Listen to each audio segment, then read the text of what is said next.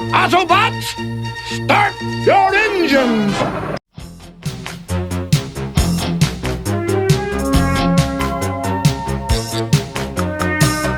Did you hear Jazz's voice reading that intro? I hope so, because it goes perfectly with today's review. I'm Onesimus Prime, and on this episode, I finally get to review the Studio Series 86 Deluxe Class Autobot Jazz.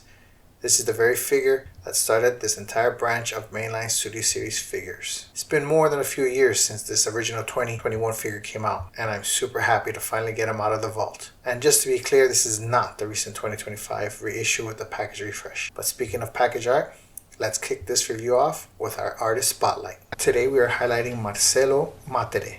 He's a brilliant Canadian-Brazilian freelance artist who has regularly worked with Hasbro as a character designer, toy concept artist, and comic book illustrator. He was rightfully inducted into the Transformers Hall of Fame by Hasbro in 2024. You can find him at major conventions around the world showcasing his amazing work. Looking at the box, you see the number 86 on three sides, denoting the line that celebrated the 35th anniversary of the Transformers the movie, which is crazy to think is now celebrating its 40th anniversary. Time really flies. Note the 01 next to the blue 86. These figures featured a separate numbering system in Hasbro's market back then, making Jazz the absolute first of this Studio Series line. On the front, we have a large clear window so you can see most of the figures, which I love. We've got the Takara Tomy logo, the Autobot Generations logo, and the Transformers wordmark. But the star here is Marcelo Matere's bulky G1 accurate rendition of Jazz. He's got that awesome smile we've come to love, the cool visor eyes, and he's posed with bent knees, a fist ready, and his blaster pointing downward. We also get the updated movie logo depicting the transition to Rodimus Prime. Turning to the right side, you have the number 86 cut out in red with a light red backdrop. I find this super cool. We get another full head-to-toe shot of Jazz. Wait, do Transformers even have toes? On the back, it's primarily red, featuring the Moonbase 1 computer backdrop. We see the 20-step transformation counter and a great preview of the diorama backdrop included inside the box. There's also a summary line reading, Autobot Jazz makes a futile escape as Unicron devours Moonbase 1. Over on the left side, we get a beautiful close-up of his smile and Autobot insignia against a slick black and blue background. As I mentioned, I opened him when I first got him, but put him back because I didn't have anywhere safe to display him or anywhere to display him, period. To my surprise, the box has a few more scuff marks than I thought. Oh well, let's call this a re-unboxing. Inside the box, he's in his molded plastic prison, and the interior forms that awesome Moonbase 1 diorama. For accessories, you get his G1 accurate silver blaster with three white millimeter pegs, the diorama backdrop, and the instructions. Jazz is so cool, he even makes the instruction cover look great. The back shows the next two figures, Cup 8602 and Blur 8603. Seeing that definitely fueled my collection addiction. Handling the figure, he's very lightweight. If you grab him by the bottom of the legs, the figure plops backwards. There's no joint tightness there, which seems to be a common issue, and due to his transformation, everywhere else, he is very sturdy and easily passes the shake test. He looks amazing and is incredibly G1 cartoon accurate. I really appreciate the balance of smoothness and detail here. There are a few inaccuracies. He's missing some stripes on the wheel wells and the bottom, or the blue down the center of his hood. Doesn't go all the way up, but to be honest, the original cartoon animation varied so much, they sometimes colored him exactly like this. Just note that his unpaintable plastic parts like the thighs and wheel wells are prone to photo degradation over time. There's no denying the iconic Porsche 935 chest. I also love how they designed his feet, incorporating the spoilers at the back for stability. They aren't just flat popsicle sticks. You can't talk about Jazz without talking about his legendary voice actor, Benjamin Sherman Scatman Crothers, born May 23, 1910 in Terre Haute, Indiana. He started as a jazz musician, honing in his skills in Midwestern speakeasies during Prohibition. He was literally born to voice jazz. He earned the nickname Scatman for his incredible scat singing style. In 1948, he made history as the first black performer to appear regularly on a Los Angeles TV show with Dixie Showboat. He was a pop culture icon, playing Louis the Garbage Man in Chico and the Man, voicing Hong Kong Phooey, and playing Dick Horan in Stanley Kubrick's The Shining, his fourth movie with his close friend Jack Nicholson. Now, there is a huge, I was today years old, rumor that out there that he voiced King Louis in the Jungle Book. But just to set the record straight, that was actually Louis Prima. Scatman did, however, bring the house down as the smooth-talking Scat Cat in Disney's The Aristocats in 1970. Here's a clip from a September 13, 1978 program where Scatman, who was 68 at the time, reprises his role alongside Phil Harris, who played J. Thomas O'Malley. Everybody wants to be a cat. You right. Because a cat's the only cat who knows where it's at. Smart cat. Everybody's picking up on the feline beat. Oh, love them felines. 'Cause everything else is obsolete. Great. Beware of a square. If he offers to share his milk to sip, seep-a-da-bop, bop, bop it. Now if it hasn't been tried, We suggest you provide your own catnip. Sip-it-bop-bop, sip-it-seep-a-be-da. heard some corny birds who try to sing. Yeah, But still the the cat's the only cat who knows how to swing. A pair between two friendly furs may Be old hat, 'cause everybody's got to be a cat. If you ever wondered why Jazz never spoke after the 1986 movie, it's sadly because Mr. Crothers passed away from lung cancer in November of 1986, just months after the movie's release. His smooth, fun voice was an inspiration, and I highly recommend looking up his amazing music and career. Let's do this with style. The 20-step transformation to alt mode starts off simple, though that loose knee joint can make him flop backwards while handling him.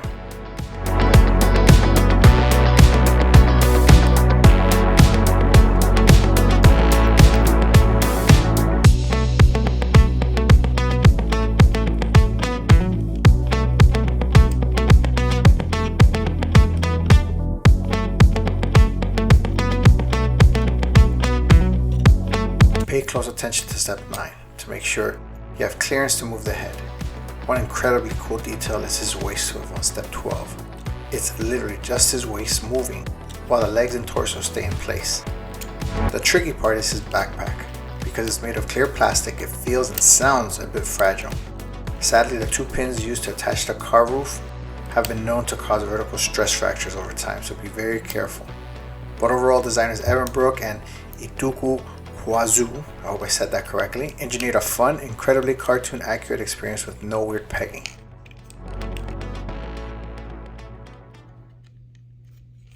Once complete, that Porsche 935 mode is stunning.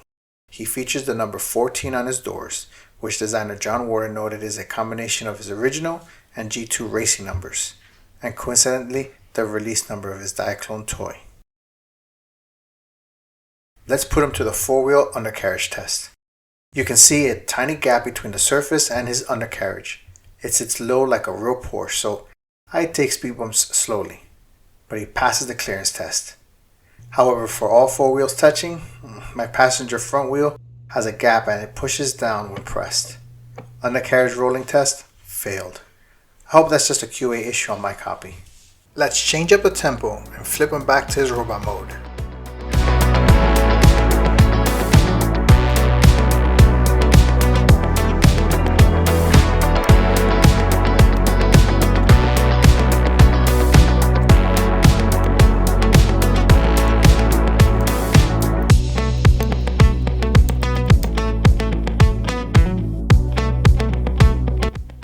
It's Cyber Death Shots with Jazz.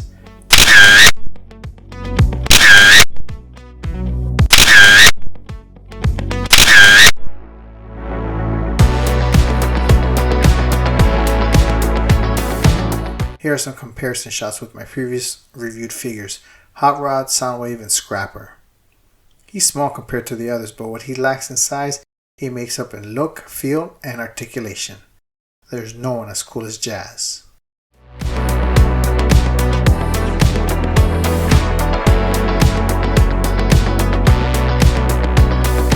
Time to see if he can move to the beat. His head is on a ball joint, so it spins like an owl and looks up and down. His arms feature lateral and front raises, and he boosts a complete 360-degree torso rotation, perfect for salsa nights. We get a 90-degree bicep bend and swivel, though there is no wrist rotation, just an in and out forearm movement. He can lift his legs up parallel, hit a 90-degree knee bend, and features a really nice ankle tilt. He can kick outward and even bend forward on one leg.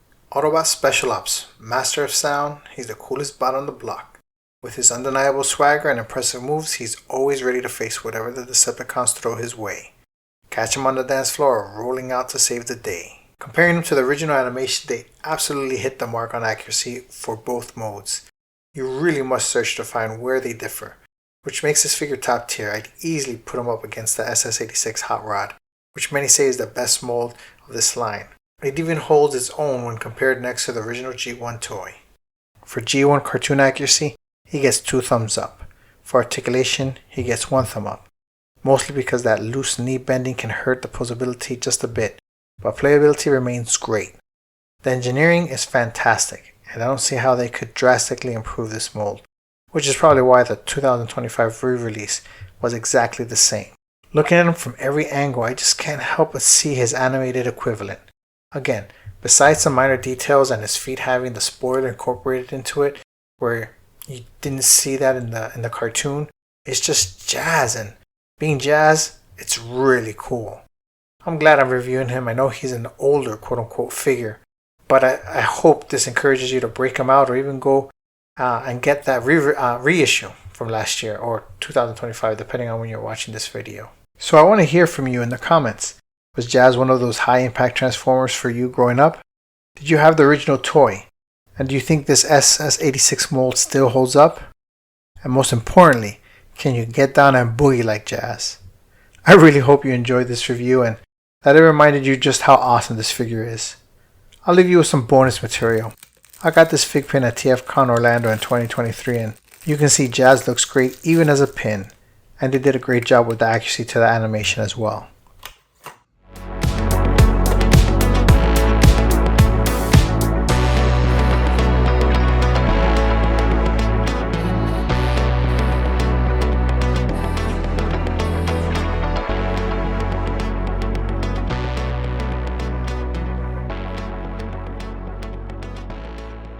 Thank you for stepping into the vault.